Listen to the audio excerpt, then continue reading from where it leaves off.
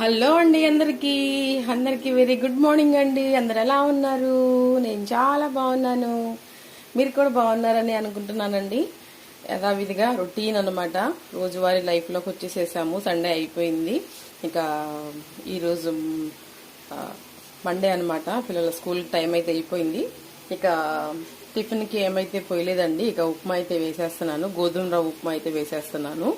పిల్లలు రెడీ అయిపోయారు. గోధుమ ఉప్మా వేసి అంతా చక్కగా బాగు చేసి పెట్టుకున్నాను. గోధుమ రవ్వని వాటర్ కూడా చక్కగా మరుగుతున్నాయి అనమాట. సో ఇక గోధుమ రవ్వ అయితే వేసేసుకుందాము.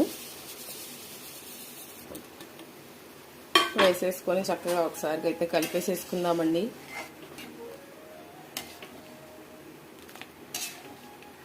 గోధుమ రవ్వ చాలామంది అవాయిడ్ చేస్తారు, కానీ గోధుమ రవ్వ చాలా చాలా హెల్త్కి చాలా మంచిదండి. మనం వైట్ రైస్కి బదులుగా గోధుమ రవ్వని రైస్ లాగా వండుకొని తింటే అసలు రైస్ కూడా